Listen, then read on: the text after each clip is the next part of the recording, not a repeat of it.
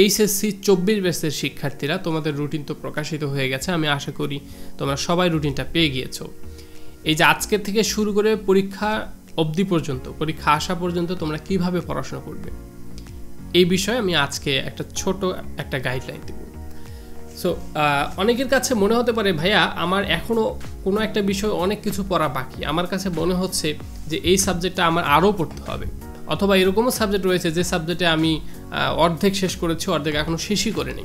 দেখো, কোনো একটা বইয়ের যদি কোনো একটা অংশ তোমার এখনও বাকি থেকে থাকে, তো ওটা আর পড়ার কোনো দরকারও নাই, এখন আর ওইটা পড়ে শেষ করা সম্ভবও না। হ্যাঁ, এখন তোমরা বলতে পারো ভাইয়া তাহলে তো আমার সিলেবাস কমপ্লিট হইলো না। সিলেবাস কমপ্লিট অ্যাকচুয়ালি কারোরই হয় না। যে আসলে একবার পুরা বইটা শেষ করে, হ্যাঁ, যে পুরা বইটা শেষ করে তারও আসলে এক সময় গিয়ে মনে হয় যে আমার আরও একবার রিভাইজ করার প্রয়োজন আছে। অর্থাৎ পড়ালেখার আসলে কোনো শেষ নাই, কোনো একটা সীমা নাই যে এইটুকু পড়লে তোমার পড়ালেখা শেষ, এটা আসলে নাই। তোমার এতদিনে যেহেতু তুমি কমপ্লিট করতে পারো নাই কোনো একটা বিষয়, কোনো কিছু যদি শেষ করতে পারো নাই, তাহলে এখন পর্যন্ত আর ওই জায়গায় যাওয়ার কোনো প্রয়োজনও নেই। এখন তোমার দরকার হচ্ছে যে শেষ সময়ে এসে, এখন সামনে যেটুকু সময় আছে এই সময়ে এসে নিয়মিত পরীক্ষা দেওয়া।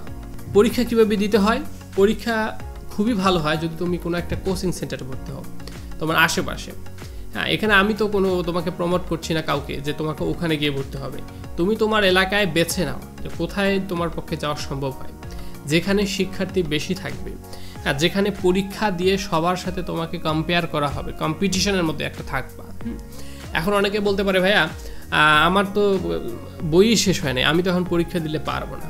তা বই যদি এখনও শেষ না হয় তা আর কবে শেষ হবে? এই এইচএসসি পরীক্ষা দিয়ে আসার পরে বই শেষ হবে? ওই বই শেষ হওয়ার জন্য তুমি এখন কি আবার পড়াশোনা শুরু করতে যাচ্ছ? এটা তো সম্ভব না। আবার পড়াশোনা শেষ করলে তোমার শুধু বইটাই শেষ হবে। দেখো, বইয়ে অনেক পড়া রয়েছে, অনেক চ্যাপ্টার রয়েছে, সবগুলো থেকে প্রশ্ন আসে না, এবং প্রশ্ন আসলে সেটা লেখার যে দক্ষতা সেটা অর্জন করারও একটা ব্যাপার রয়েছে, সেটার জন্য পরীক্ষা দিতে হয় নিয়মিত, সবার সাথে কম্পিটিশন করতে হয়। তোমার ওইখানে গিয়ে প্রস্তুতিটা নিতে হবে। ওইখানে প্রতিদিন কোনো একটা কোচিং সেন্টারে গিয়ে যে প্রতিদিন পরীক্ষা দিবা, পরীক্ষা দেওয়ার পরে ওখানে যে প্রশ্নপত্রটা রয়েছে সেই প্রশ্নপত্রটা বাসায় এনে, হ্যাঁ, সেগুলো সমাধান করবে।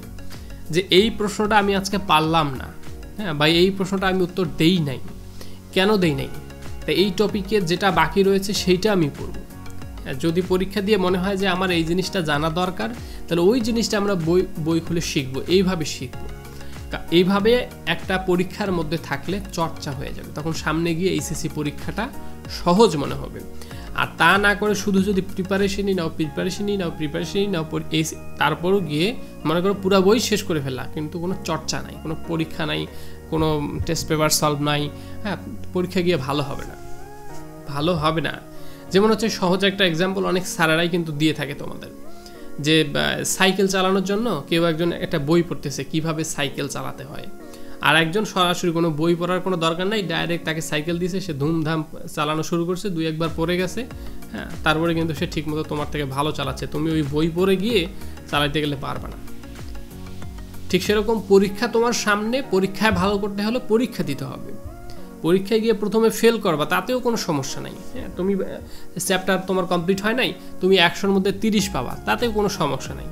হ্যাঁ, তোমাকে টিচার গালি দিক, কোনো আসা যায় না। তুমি সেই প্রশ্নপত্রটা আনো, বাসায় এনে তারপরে দেখো যে এটা আমি কেন পারলাম না, এটা কোন চ্যাপ্টারে রয়েছে, কেন পারতেছি না, স্যারের কাছে যাই, বন্ধুর কাছে যাই। হ্যাঁ, অনেকে আবার বন্ধুর কাছে পড়াশোনা করতে গিয়ে বন্ধুর কাছে জিজ্ঞেস করতে লজ্জাবোধ পায়। আরে ভাই, বন্ধু তো শেখার সবচেয়ে আরও বেস্ট ওয়ে। আমি যখন স্টুডেন্ট ছিলাম, আমার অনেক বন্ধু বান্ধব তো আমার বাসায় পর্যন্ত চলে আসতো, হ্যাঁ, আমাকে দাওয়াত করে নিয়ে যাইতো, নিয়ে গিয়ে বলে বন্ধু দেখো তো এটা কী হবে, বা আমিও কোনো কিছু না বুঝলে লজ্জাবোধ না করে আরেকজনের কাছে জিজ্ঞাসা করতাম। তো বন্ধুর কাছে শেখা আরও খুবই সহজ, মানে আরও ভালো লাগে। এখানে স্যারের কাছে কোনো একটা প্রশ্ন করতে গেলে ভয় লাগে, ওই জিনিসটা আবার বন্ধু বান্ধবের কাছে জিজ্ঞেস করলে যখন কেউ উত্তর দেয় তখন মনে হয় আরে এটা তো খুবই সহজ, তখন ওই ভয়টা আসলে কাজ করে না। এই জন্য তোমরা কোনো একটা প্ল্যাটফর্মে যাও, তোমার ফিজিক্যালি যে প্ল্যাটফর্ম সেখানে চলে যাও, সেখানে, বা সেটা যদি সামর্থ্য না থাকে, এমন হতে পারে তোমার সামর্থ্য নেই, তাহলে তুমি বিগত বছরের প্রশ্নগুলো নিয়ে আসো কোনো একটা বই থেকে, বা তুমি টেস্ট পেপার নিয়ে আসো কারো কাছ থেকে, নিয়ে এসে সেখান থেকে প্রশ্নপত্র বাসায় রেখে নিজের মতো করে খাতা লিখে নিজেই পরীক্ষা দাও, নিজের খাতা নিজেই কাটো। কেন তুমি পারতেছো না সেটা দেখো, পরীক্ষা বাসায় বসে নিজের খাতা নিজেই কাটো। যে জিনিসগুলো তুমি পারো নাই, যে জিনিসগুলোতে ভালো করতে পারো নাই, সেগুলো আবার বইয়ে খুঁজে খুঁজে দেখো। প্রতিদিন এভাবে মানে 2টা সাবজেক্ট, 2টা থেকে 3টা সাবজেক্ট, মানে একটা করে পরীক্ষা দিলে তো 100 মার্কস কমপ্লিট হয়ে যাবে। এইভাবে প্রতিদিন 2 থেকে 3টা করে পরীক্ষা দাও বাসায় বসে বসে। এই 1-1.5 মাস এভাবে পরীক্ষা দিতে দিতে মনে হবে যে পরীক্ষা মানে আমার এইচএসসি পরীক্ষাটা আসে না কেন, মানে তুমি একটা ফ্লোর মধ্যে থাকবে, পরীক্ষা দেওয়ার মধ্যে থাকবে। প্রতিদিন মনে হবে যে পরীক্ষাটা আসে না কেন, আসলে আমার এরকম একটা পরীক্ষা হয়ে যাবে। কনফিডেন্স পাবে, কনফিডেন্স সবচেয়ে বড় কথা। হ্যাঁ, তা না করে তুমি যদি এখনও সেই সিলেবাস কমপ্লিট করার দিকে চেয়ে থাকো যে আমার এখনও কোন কোন চ্যাপ্টার বাকি আছে, শুধু সিলেবাসই শেষ হয়ে যাবে, কিন্তু পরীক্ষা আর ভালো হবে না। তো যাই হোক, এইটুকু বলার ছিল তোমাদের বড় ভাই হিসেবে। আমার আসলে উচিত ছিল তোমাদেরকে সঠিক গাইডলাইনটা দেওয়া। সবাই ভালো থেকো, সুস্থ থাকো, আল্লাহ হাফিজ।